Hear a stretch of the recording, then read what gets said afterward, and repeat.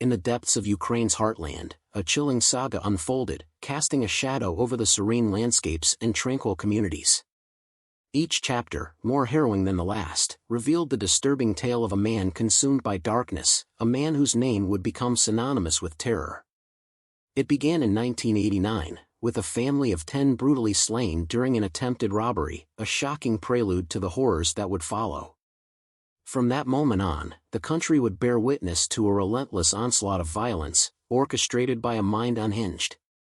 In a string of crimes that span years, the perpetrator's savagery knew no bounds. Innocent lives were extinguished with chilling efficiency, families massacred in their homes, victims gunned down in cold blood, their bodies left to smolder amidst the ruins. In 1989, the echoes of terror reverberated through the city of Zhytomyr as a family of 10 fell victim to an attempted robbery gone horribly wrong. And yet, this was just the beginning.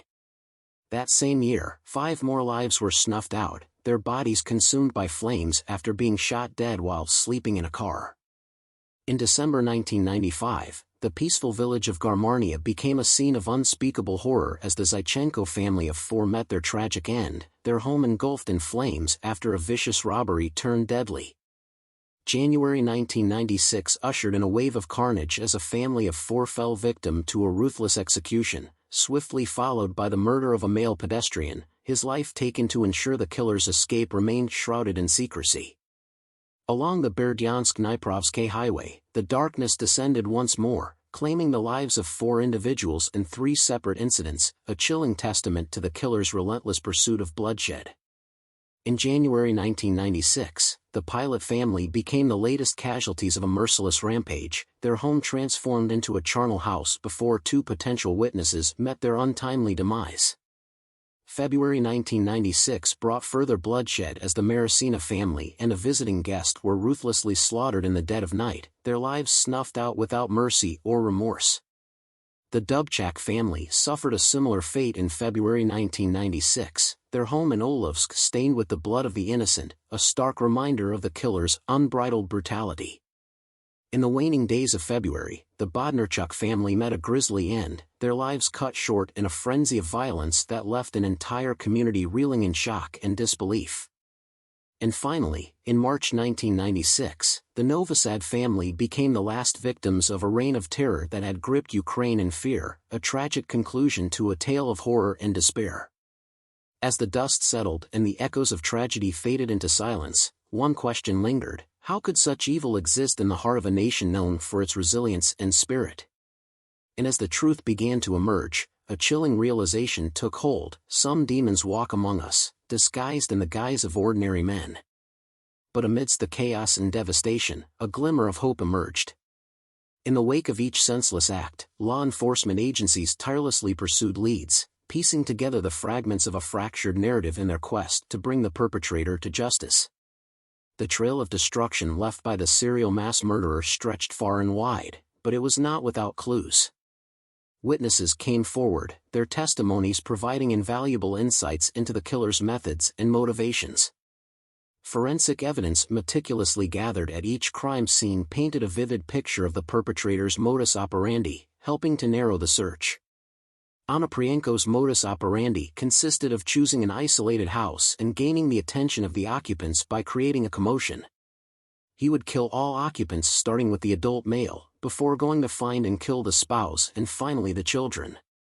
He would then usually set the buildings alight in an attempt to cover the evidence. He would also kill any potential witness to cross his path during his murderous rampages. In March 1996, the Security Service of Ukraine, SBU, and Public Prosecutor's Office specialists detained 26-year-old Yuri Mozola as a suspect of several brutal murders. Over the course of 3 days, 6 SBU members and 1 representative of the Public Prosecutor's Office tortured Mozola. Mozola refused to confess to the crimes and died during the torture. 7 responsible for the death were sentenced to prison terms. 17 days later, the real murderer, Onoprienko, was found after a massive manhunt, 7 years after his first murder.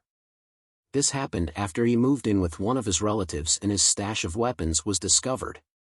Onoprienko was forced to leave the house. Days later, from the information received, Onoprienko was captured. In a dramatic climax, the serial mass murderer was finally apprehended, his reign of terror brought to a sudden and definitive end. As he stood before the court, his crimes laid bare for all to see, the nation recoiled in horror at the magnitude of his depravity. And the name that sent shivers down the spines of all who heard it, the identity of the monster behind the mask of normalcy, was revealed: Anatoly Onoprienko. In that moment, his name became etched in the annals of infamy, a chilling reminder of the darkness that lurks within the human soul. And though the scars left by his crimes may never fully heal, the capture of the serial mass murderer served as a stark reminder of the resilience of the human spirit, and the unwavering commitment of those who stand against evil, no matter the cost. Onoprienko was sentenced to death, but had his sentence commuted to life imprisonment. In 1995, Ukraine had entered the Council of Europe and thus, at the time, it undertook to abolish capital punishment. Onoprienko died of a heart attack in Zhytomyr prison on August 27, 2013, at the age of 54. Anatoly Onoprienko was born in the village of Lasky, nestled amidst the rolling hills of Zhytomyr Oblast, Ukrainian SSR, Soviet Union. It was here, on July 25, 1959, that he entered the world, his arrival marked by neither fanfare nor forewarning. As the younger of two sons, Anatoly's childhood was not destined for ease. His father, Yuri Onoprienko, a decorated war veteran, had faced the horrors of the Eastern Front during the tumultuous years of the Second World War. Yet, despite his bravery in battle, the scars of conflict would linger, casting a shadow over the Onoprienko family's existence. Tragedy struck when Anatoly was just 4 years old, his world shattered by the untimely death of his mother. Left orphaned and adrift, he was entrusted to the care of his grandparents and aunt before finding himself consigned to the impersonal embrace of an orphanage in the village of Privetyn, Volyn Oblast. The loss of his mother left an indelible mark on Anatoly, a wound that would fester and grow with each passing year.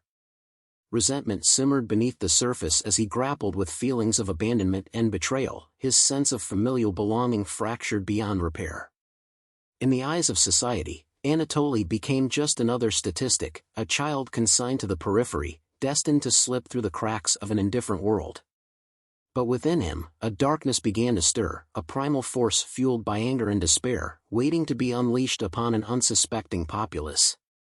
As the years passed, Anatoly's descent into darkness would culminate in a reign of terror that would grip Ukraine in fear. His name would become synonymous with death and destruction, a chilling reminder of the fragility of innocence and the depths of human depravity.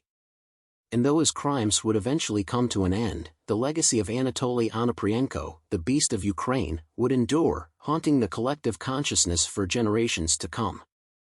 In light of the chilling tale of Anatoly Onoprienko, it's vital to recognize that understanding the depths of human darkness isn't about succumbing to fear, but rather a call to action.